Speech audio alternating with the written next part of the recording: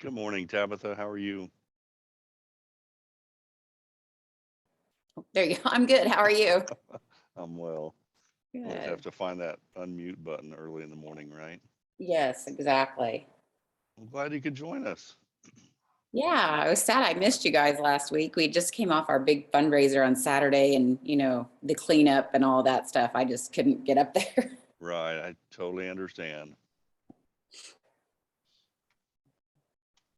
Good morning. Good morning, Shelley. Good morning, everyone. I have to switch speakers. Okay, I think I'm set up now, or I'm not.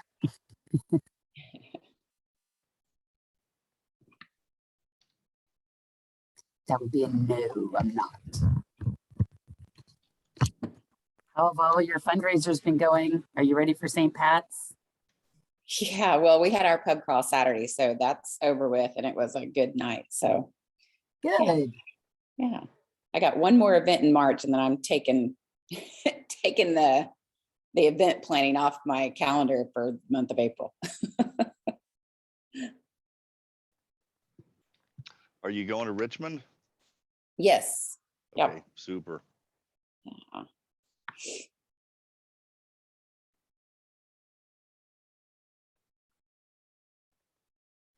Well, we're a little early, but and this isn't required, so who knows how many people will show up. I know Jim's going to be on, so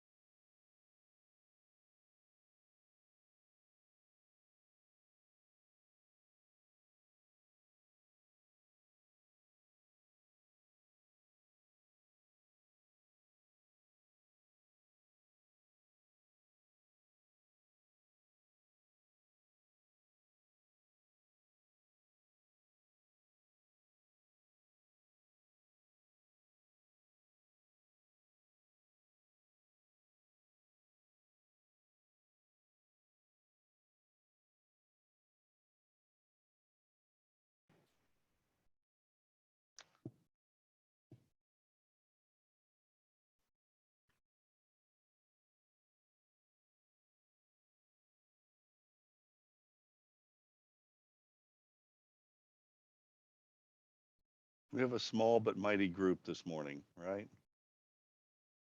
All the heavy hitters. I hope Jim's bringing his A game. That's right. And I do know Eureka's going to be on. Oh, there's the A game. Yeah, I have no A game. We'll take the C game. Okay. Hi, Ryan. Hi, Sarah. Good morning.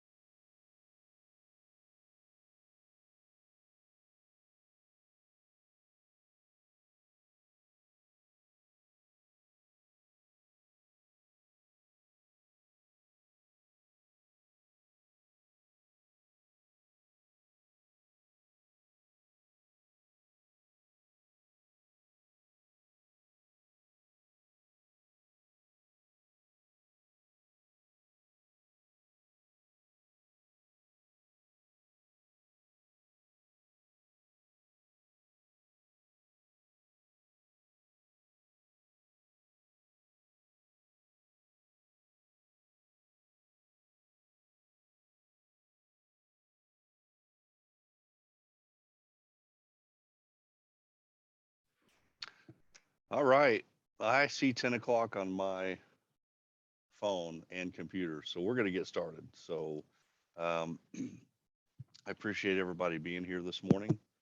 Um, this is being recorded, so if you have any questions later and want to refer back to it, I'm not sure we'll send out the video link, but we'll just have it in case anybody wants to see it down the road. I'm glad you all could be here today. As you know, this isn't a required event or activity. It's just something that we want to offer once a month to give us a chance to offer state and national updates, talk about any issues that maybe we're dealing with or are upcoming, and then give each one of the communities a chance each month to talk about what's going on in your community. And I didn't know any better way to do it than to start alphabetically. So Jim from Atchison gets to start and be our guinea pig today. So you all can follow his lead.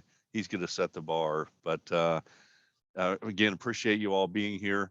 A few things I want to announce before we get started, and these will just take as long as necessary. You know, when it's your chance to do the community presentation, you can take 10, 15, 20 minutes, whatever you want to do. We've got an hour set aside for this, and we're open to questions and answers and discussion, whatever you guys want to do. So there's no set time frame other than the hour. But I do want to mention the upcoming trainings for 2022. We had the mural making event in Wichita last week, which I hope those of you who were there got a lot out of that. I thought it was a great session, great participation from Main Street affiliate communities. I thought it was a really good session. So I hope you all saw some value in it. The national conference is coming up May 16th through 18th in Richmond. And if you haven't signed up, the early bird deadline is tomorrow. So make sure you get signed up for that. We pay for your registration. So for early birds. So you got to get registered by the end of the day tomorrow. If you have anybody else that wants to go, we do have a few extra registrations available. So let me know ASAP and I'll get you that information to get them signed up. Then we jump to June, the 23rd and 24th, we'll be doing tourism and promotions training in Dodge City. Then August 15th and 16th in Junction City, we will have another upstairs downtown workshop that we did last year in Hutchison. It was very well received. That one was open up to anybody in the state. I'm not sure if we'll do that again this, August or not, but the difference is I've had a few people ask, why are we bringing it back again? One, it's an important topic. And two, the biggest reason is Dan and Mike have added a significant code component to that workshop. So they've got actually somebody from a code department that works with them now is going to be talking about how you deal with code officials and those kind of things. And I've seen their updated workshop, and that it's worth bringing them back for the second time to get them more involved. And then October 13th and 14th, we will be in Emporia. That is going to be a session by Matt with the National Main Street office. And we will get a chance to tour the new Makers Lab in Emporia with the Main Street program there. But it's building your community's small scale producer ecosystem. So it's basically how you develop a maker's lab and that type of resources in your local community. So I think that'll be a great workshop. You'll notice those, I mentioned this in Wichita last week at the directors meeting. There aren't any basic trainings in those quarterly training sessions. And there's a reason for that. We're going to focus those training sessions on more advanced topics or relevant topics. And then anybody who needs basic training, if there's a new director in place, board training, committee training, that will be done in the new Main Street communities, and everybody that needs that training will be invited to come participate. So if you need that committee training or refresher for your board or whatever, that's where you'll be able to get that training. And so we can do that every year when we bring in new communities. Speaking of new communities, I won't announce them here today because that announcement will be coming from the governor's office soon. And so that's when the official announcement will be made. But we have selected 3 new communities to be in the program, brand new communities. And then we also have Topeka has joined the program, and we have 3 other former Main Street communities that at one point or another got out of the program but wanted back in. And so they're back into the program as well, and they'll be announced by the governor's office as well. So that's why I'm not going to mention them today, but we're excited to bring on the 3 brand new communities and start working with them, and to have those previous communities kind of back in the fold and have them part of the state program again. So with that, I'm going to turn it over to Jim, and I have his screen to share unless he wants to do it, but I can do it here. So Jim, I'm going to turn it over to you and just let me know when to share the screen. Go ahead. We're good. I'll just use it as a document just to riff off of. So we'll just have a conversation.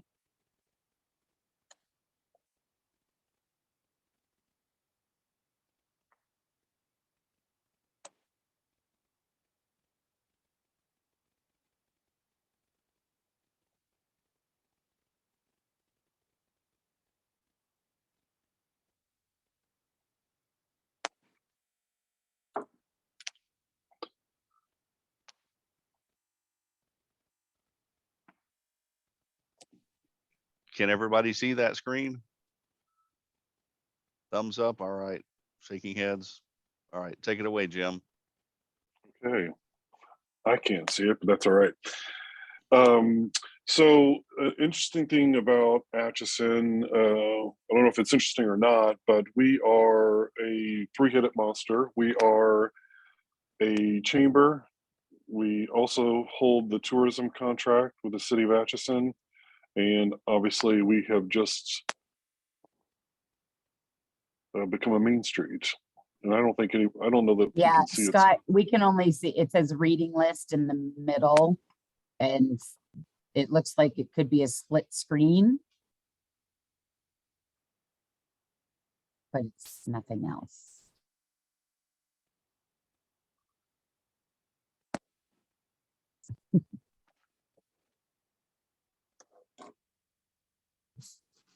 There you go. Perfect. So this is a document that we produced this year. That was the first time that the chamber had produced a annual report of any kind. As Scott and Shelley know, my background, we come from a data side, so we're excited about Maestro as much as one could be excited about inputting data. But it's really the data that you get out. And so we, even in the interim in the last couple of years, since we've taken over, we've been using data to really measure things that had not been measured before, and really be able to produce information that allows us to show folks what we've been doing. So you can just go forward a couple. You keep going. So this is just a quick summary of some of the highlights of the Atchison Chamber. You can move on from that, Scott. Visit is a key component. And one of the things that was interesting for us is that we felt as though, from an organizational standpoint, we were the only organization in the community that had the capacity, the professional capacity, the will, the desire, the energy to be able to pull off the acquisition of a Main Street. I personally find, and I think our board finds, both our Main Street board and the chamber board, that there is a lot of value associated with having a single strategy for a community and not being broken into silos. We don't have the same issue of competing with a chamber, competing with a visitor experience. and you start to see some of the power that we have available to us through our digital channels. We focused a lot of energy over the last 2 years building up our social channels to being able to really have a powerful weapon as it relates to communicating and reaching our target demographics. These are just some highlighted numbers, as maybe not everyone knows, but we are the haunted capital of Kansas. So we've taken full advantage of that. We actually manage the Sally House. It's owned by an individual, but we do handle all of the back end. And we've started tracking numbers prior to us taking control. The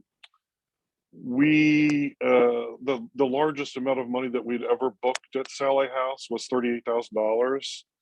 We pushed it online, so we used technology as a tool.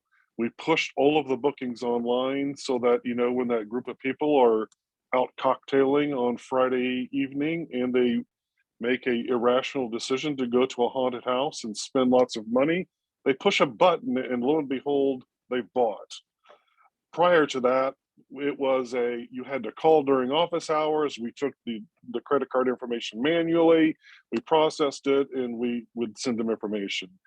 So last year we did almost $80,000 worth of Sally House visits. So obviously we more than doubled our productivity, our efficiency by pushing that entire process online. We also are a visitor center for the community, so we are probably the real destination for a lot of the traffic that's flowing into town. It's one of the reasons why we're evaluating going into downtown. We sit in a historic depot that sits just outside of the downtown district, and we are actually in lease negotiations to move downtown that will include a new entity. You can go ahead and push forward.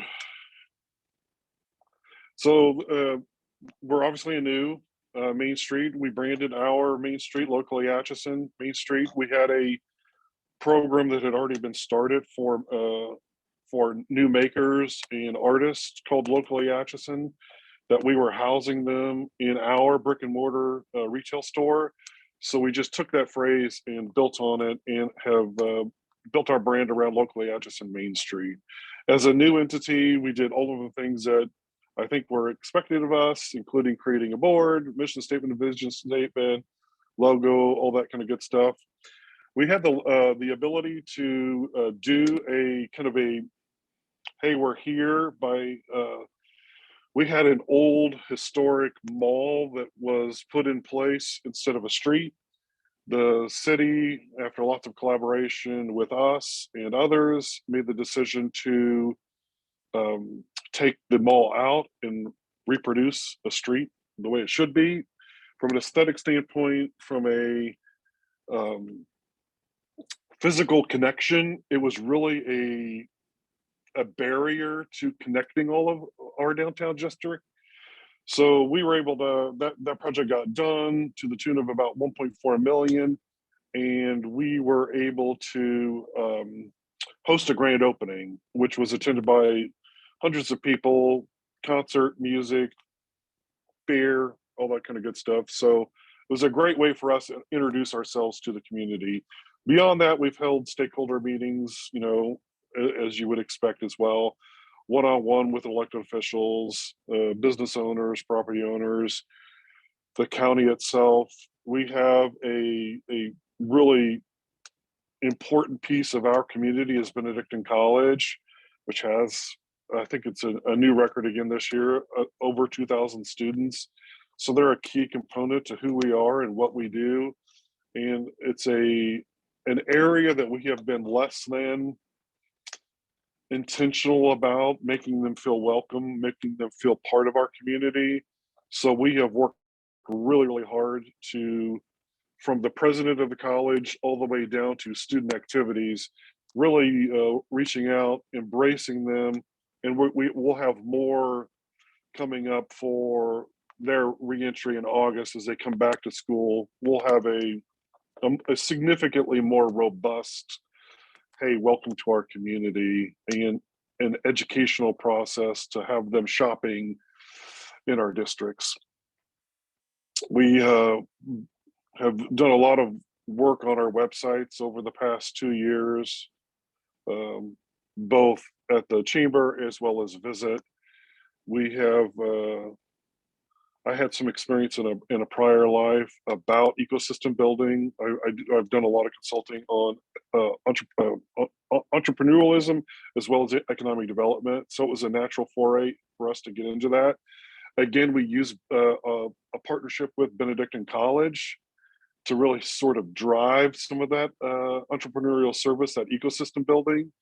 We met with the Benedictine actually has a Center for Entrepreneurial Services.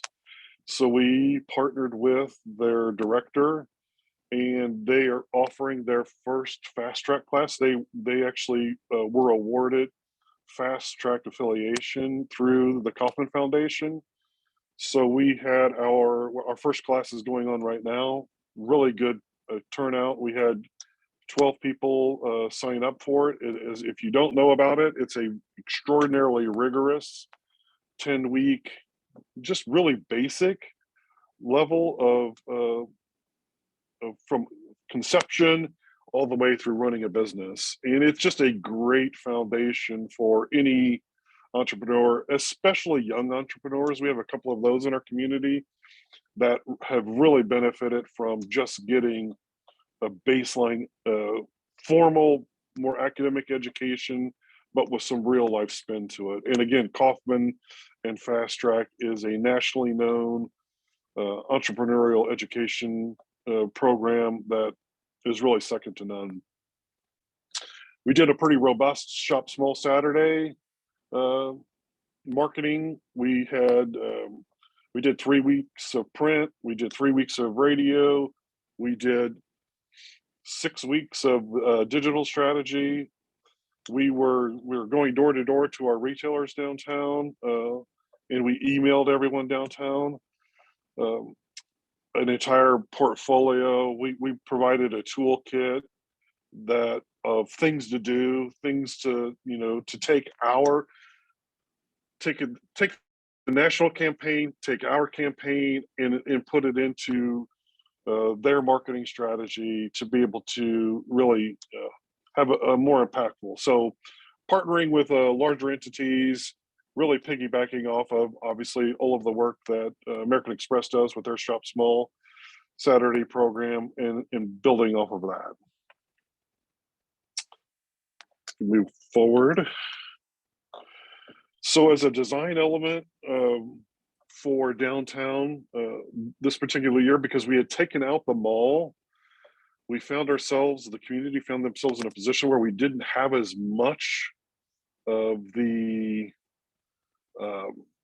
typical Christmas decorations, if you will.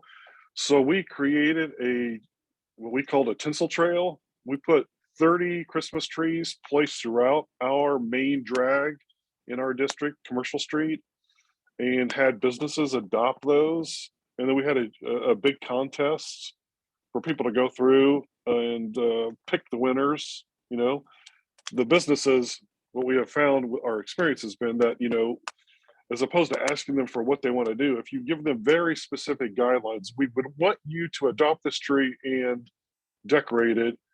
It was done, and it was extraordinarily successful. It created a temporary visual down our Commercial Street we used it as a design tool to really drive people up and down the corridor, something that you would normally see public art do. But we used Christmas trees as a technique from a design perspective to do exactly what a public art project would do. We also pulled off probably the largest, lighted Christmas parade in Atchison's recent history. We had 70, I think it was actually ended up being 78 floats straight down Commercial Street. and it was everything about the parade was completely lit. It was at night, everything was lit. Using my Irish way of counting parades in the past, we had 250,000 people in Atchison, but I'm told it was probably more like 2,500. I asked people who were, questioning my number if they had actually counted as I had, and they had not. So I'm sticking with my 250,000 people were in Atchison for the Light of Christmas parade, and we hope to have 500,000 next year. So we took a preemptive to Maestro, not even knowing that Maestro would be a tool that we would use. So we actually started our survey of the downtown businesses and had a database built prior to Maestro coming to us as a gift.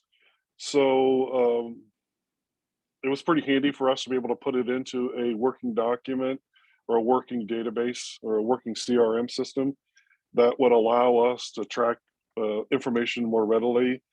But we knew that we were going to have that data, and we needed to be more aware of what we had downtown. So we had started the process in advance. One of the other things that were kind of better to be lucky than good was the city had been awarded a USDA placemaking grant last year, and a firm out of Iowa had been awarded, and we had asked them, along with the city, if they would, as one of their deliverables, give us a set of downtown design guidelines. Ours had not been updated for a long time, and I'm being generous, and they were really out of date. So we now have a draft document of some design guidelines that really reflect the history of Atchison and reflect that sense of place that we're trying to build in our district. And we hope to have those implemented and executed and in place sometime mid this year. We're also working with the city to do a downtown design for Commercial Street, our main drag. And we work with them. We lobbied and advocated with them, and they've set aside $100,000 for downtown design for Commercial Street. So again, we had already started doing some of the numbers for downtown prior to Maestro, and actually prior to us being awarded Main Street. But these are some of the reflections. Obviously, Commercial Street, the renovation investment was 1.4. We have our Main Street, our physical Main Street, which is at one of our southern barrier or boundary to our Main Street district, is going through a streetscape project this year, which I believe is to the tune of about 1.2 million. So again, another investment. We helped the city craft a downtown facade rebate program. Originally, they had a loan program that wasn't being used real well. I had some experience in prior in other communities where we created a grant program and it was a matching. And what we found in other entities is that the match far exceeded what you were giving them. So we were able to convince the city to go to a rebate and straight grant program, and you see the numbers. I mean, $60,000 worth of public investment got us $340,000 worth of private investment. So again, a win-win. My experience has always been that private investment always follows public investment, and I think that's the case in all of our downtowns. We took the opportunity to share some of the data that was coming out of our transformation strategy from Main Street America and Kansas Main Street when they came to us. So these are just some interesting tidbits that we were able to provide. We've actually provided the full document to all of our retailers downtown so that they understood some of the dynamics of what was happening in the community and why it was happening. So we could pursue. This is a list of our upcoming events. I will say that this is one of the areas as a new Main Street we've had some issues with. I'd say both communication and cooperation is probably in a lot of your cases. We have folks that have taken and hosted events for some period of time, and some of those folks don't necessarily want to play nice with Main Street. So we are dealing with that. First Fridays is a most recent example of a blow up where it was their event that they felt we were stealing from them. Needless to say, we were suggesting that they could continue to do the event. We'd put it on steroids. We just wanted to control branding, communication, and because it's our reputation. And they've decided to go on their own. So St. Patrick's Day, similar experience, dealing with a few older women with Oktoberfest that feel the exact same way about their event. Now, needless to say, some of these events have been diminishing over time. We'll continue to try and partner with folks and try and convince them of the value of partnering with us, but we're doing it in a as non-adversarial as we possibly can. We're not trying to fight with anybody.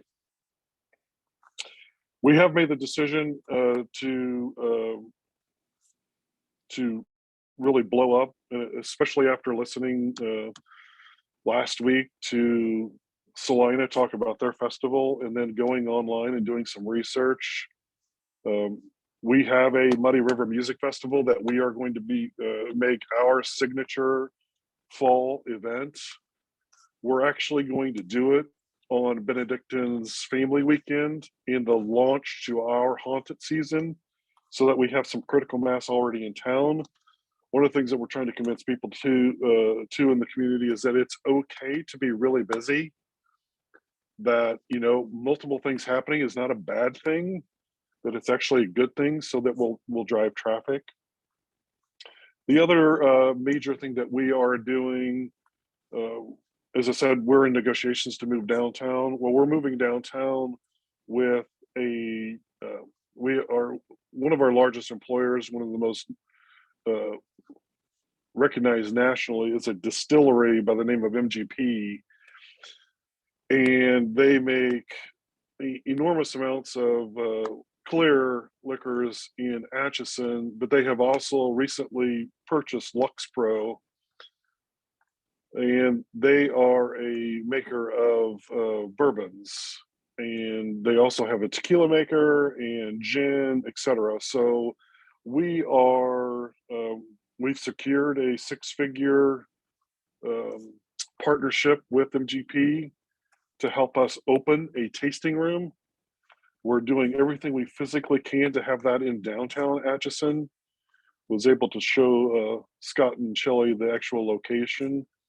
We've bogged down a little bit in lease negotiations, but we're working through those, we hope, and are going to open our tasting room, our retail store, and move our offices to downtown to really be a driver. As I said earlier, probably the biggest destination for visitors coming into town is our location. So being able to have that downtown will be phenomenal. So I think that is everything that I can think of. I'm not sure if that was my A game. As the guinea pig, it is Monday morning. But I'm happy to answer questions or take suggestions or comments or what are you thinking? I thought you did a great job for kicking it off, for sure. You've got a thing or two going on Atchison, I think. Yeah, we're real pleased with where we are at a strategic level. I think now it's really just executing. And as all of you know,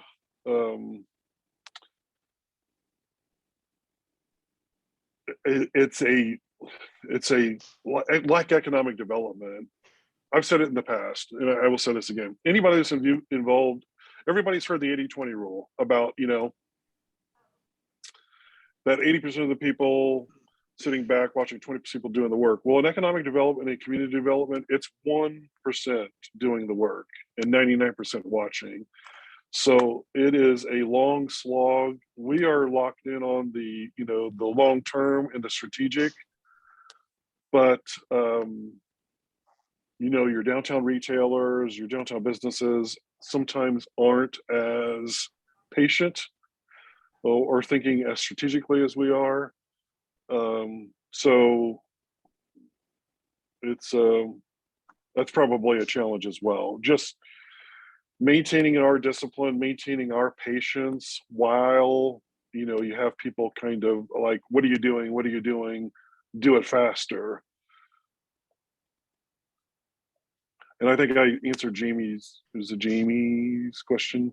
We do have a little bit larger staff than most would have, simply because we are 3 legs to a stool with chamber, with tourism, and with Main Street. So we're in a pretty fortunate position from a funding standpoint.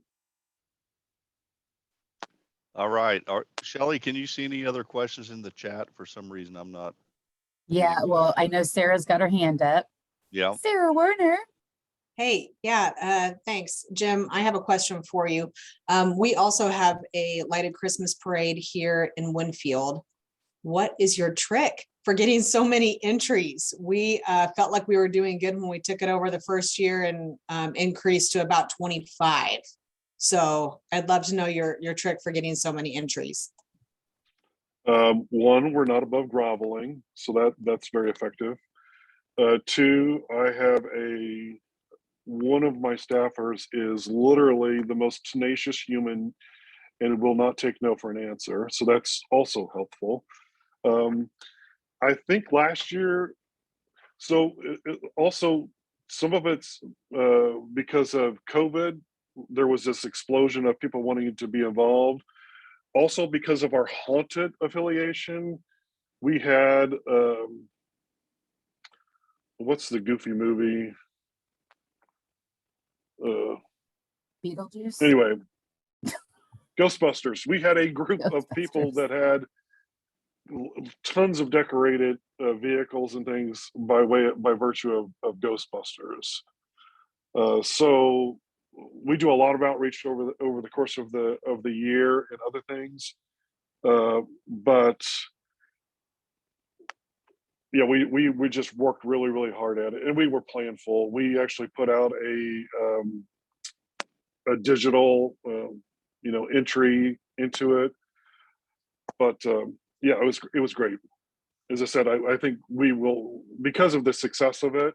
And the other thing that was amazing was that it was in the past, our parades have taken these circuitous routes through the downtown area. We forced everybody straight down Commercial Street, which you can now do because the mall's gone, and it was amazing. It was huge, and it was, as I said, 250,000 people.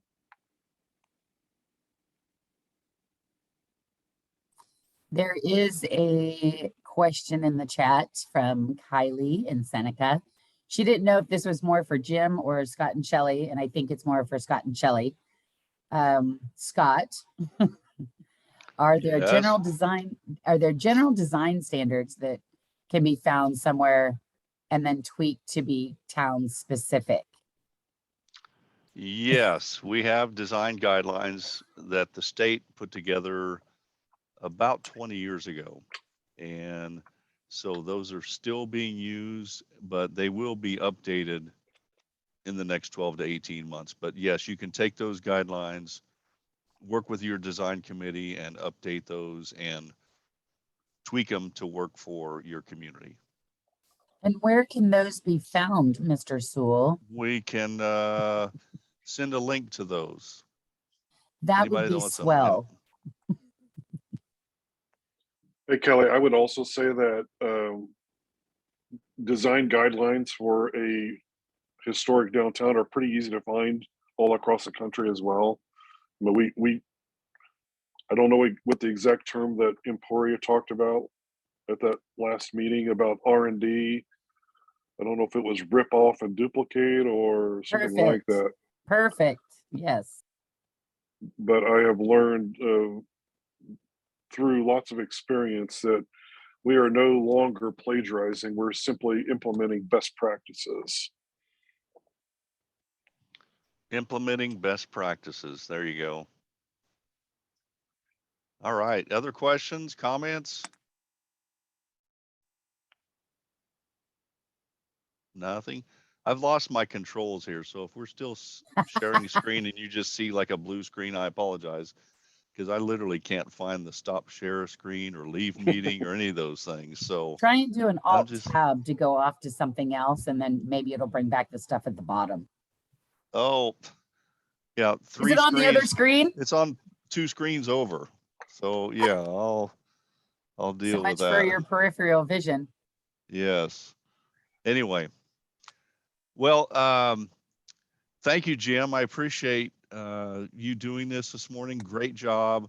I could say that if you haven't been to Atchison recently, go up and visit sometime. It's just the transformation that's happened by getting rid of that pedestrian mall downtown is significant. If you've been to Atchison over the years and you knew what that downtown pedestrian mall was like, to get there now and see it is really impressive. And like we talked about when we were there as part of their market analysis visit in late last year, it's kind of like they have this new canvas to work with, which is pretty unique.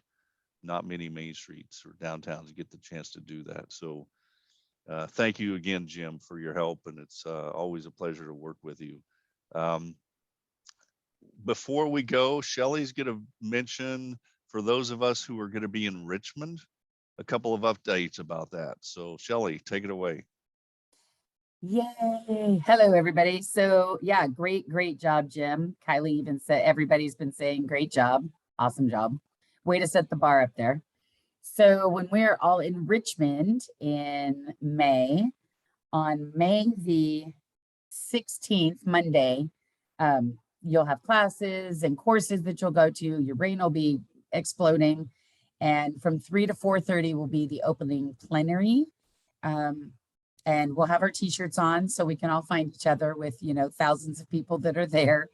But we are going to do a social this year. And I kind of asked a few of you to kind of weigh in. Would you do dinner? Would you rather do dinner or social? And the majority had said a social. It's not that you can't eat here either. But there's a place called Capitol Ale House. It's about a 6-minute walk from the hotel. And we'll be meeting at 5:30. And of course, we'll give you more information. You can find Capitol Ale House on Facebook. I'll send something out when it gets closer so everybody can see it. But you can check them out. They've got 103 taps, locally owned. They have brews from across the United States. They said across the world, and local Virginia breweries, but they also have a full bar. But we'll have a specified room. It doesn't mean that we'll be the only ones there, but it'll be really nice. So yeah, that's what we have. So that'll be Monday, May 16th, May 16th, about 5:30. But we'll certainly keep you all posted on all that good stuff too. So get registered. Yep. We will send out as we get closer and know the specific people who are registered. I will get that information from Main Street America on who's registered, and then we will communicate this type of information with those folks specifically and tell you how to get your t-shirts ordered. We will take your sizes and order the t-shirts, and they will be waiting for you in Richmond when we get there, so you don't have to worry about getting them there. Shelly? So maybe I'll actually send that out early, like in the next week or something, to make sure that I get sizes for everybody, because we do want to get those ordered as quickly as possible. So if you know you're going, shoot me an email or whatever, giving me your size. I know I got a bunch of them from from the symposium this last weekend. So thanks. Super. Any other questions, comments? All right. Let's see if I can find my calendar when the next one is. Next month in April, we will be on April 11th. Monday, April 11th will be the next Main Street Monday. Again, these are open to not just designated or affiliate communities, but anybody who wants to jump on and hear what's going on in different communities. And Jamie from Augusta will be the featured community for April 11th. So we look forward to that. And we have, oh, super. You're welcome, Waylon. Glad you could be here, and appreciate everybody being here. Have a great week. Don't hesitate to call or email if you have any questions or we can do anything to help. And with that, we will let you all go. Have a great week. Take care.